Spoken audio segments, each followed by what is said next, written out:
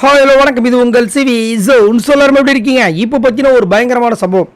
அதாவது இன்றைக்கி ஃபுல்லாக வந்துட்டு டான்ஸ் மாரத்தான், அதாவது ஆடியோ ஆட்டம் என்ன அந்த டாஸ்க் வந்து போயிட்டுருக்கு. ஆனால் கடைசி வரைக்கும் முத்துக்குமரன், நம்மளுடைய ஜாக்லின், அதுக்கப்புறம் தர்ஷா குப்தா, இவங்க 3 பேர் மட்டும் வந்து இது வரைக்கும் ஆடவே வைக்கலை. ஏன் அந்த கேள்விக்குறி போயிட்டே இருக்குது. ஆனால் அவங்க இந்த ஷோவில் இருக்காங்கன்ற விஷயங்களை அப்பப்போ நிரூபிச்சுட்டே இருக்காங்க. முத்துக்குமரன் அதிகப்படியாக கொடுத்துட்டே இருக்கார். அவரால் முடியல, பட் இருந்தாலும் அதை வந்து ரைமிங்காக பண்ணணும்னு சொல்லிட்டு, இல்லைனா நம்ம வெளியே தெரியாமல் போய்டும் பயந்துக்கிட்டு பண்ணார். பட் தெரிஞ்சிட்டார் ஃப்ரம் டே ஒன்றும் தெரிஞ்சிட்டு இருக்க மனுஷன்.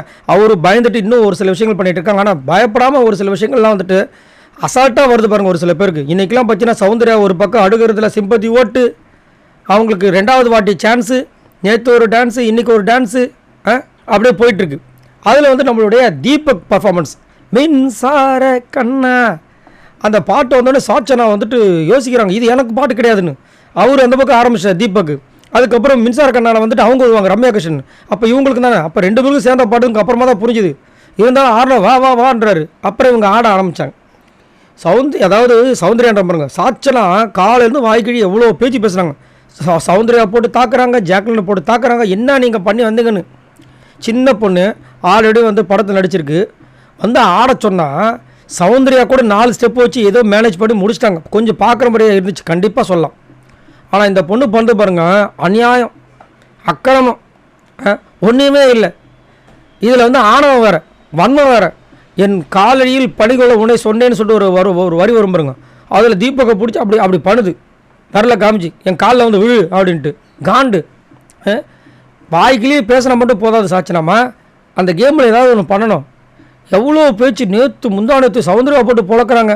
நான் என்ன சொல்கிறேன்னா, சௌந்தர்யா வந்து ஏதோ ஒரு விஷயங்கள் பண்ணி ஒரு தடவை வந்துட்டாங்க, சரி ஓகே. பட் இந்த டைமில் அவங்கள அவ்வளோ நோகடிக்க வேண்டான்றது என்னோடய கருத்து. ஆனால் இதை ஒரு சான்ஸாக யூஸ் பண்ணி சாட்சனா பண்ண சுத்தமாக சரியில்லை. சரி, அவ்வளோ பேச்சு பேசுகிறீங்களா, அப்போ நீங்கள் என்ன பர்ஃபார்மன்ஸ் பண்ணுறீங்க? இன்றைக்கி ஆடி ஆட்டம் இல்லை, ஏதோ ஒன்று பண்ணுறாங்க. எல்லாருமே வந்து ப்ரொஃபஷனல் டான்சர்ஸ் கிடையாது. பட் இருந்தாலும் சௌந்தர்யாவில் சுத்தம், அவங்களே ஏதோ ஒன்று பண்ணுறாங்க. இப்போ நீங்கள் ஏதாவது பண்ணல, ஒரு இன்ட்ரெஸ்ட்டே இல்லை இந்த பொண்ணுக்கு. ஆனால் வாய் மட்டும் நல்லா ஆடுறது. காலையில் என்ன பண்ணுறாங்க, தீபக்கோட பேரண்ட்ஸை பற்றி அவங்க வந்துட்டு என்ன வளர்த்துருக்காங்கன்னு பார்க்கலாம். என்னை சொன்னார்ல பெரியவங்களை கூப்பிட்டவனு, நானே எங்கள் வீட்டு பெரியவங்களை கூப்பிட்டு வரேன், அவங்களும் அவங்க வீட்டு பெரியவங்களை கூப்பிட்டு வரணும். எதுக்கு அவர் கூப்பிட்டு வரணும்? அவரே பெரியவர் தான். இந்த பொண்ணு இஷ்டத்துக்கு பேசுது. மெச்சூரிட்டி சுத்தமாக மெச்சூரிட்டி கிடையாது. ஒன்றும் சொல்கிறதுக்குல, ஃபுல்லாக வாய் தான். வந்ததுலேருந்து ஜாக்லினுக்கும் முத்துக்கும் இருக்கிற விஷயத்த வந்துட்டு அங்கே போட்டு உடைக்கிறாங்க.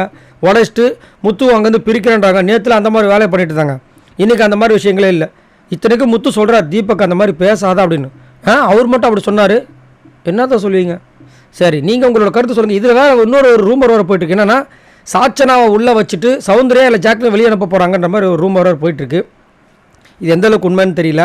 அதே மாதிரி இன்னொரு விஷயம் என்ன சொல்லிட்டு இருக்காங்கன்னா, முத்து வந்துட்டு அஃபிஷியல் ஓட்டில் இறங்கிட்டார், நம்ம ஜாக்லின் வந்து சௌந்தர்யா வந்து ஃபஸ்ட்டில் போயிட்டாங்க அப்படின்ற மாதிரி சொல்லி ஒரு சில ரூமர்ஸ்லாம் போயிட்டுருக்கு. இது வந்து வருஷம் நடக்கிற விஷயங்கள் தான்.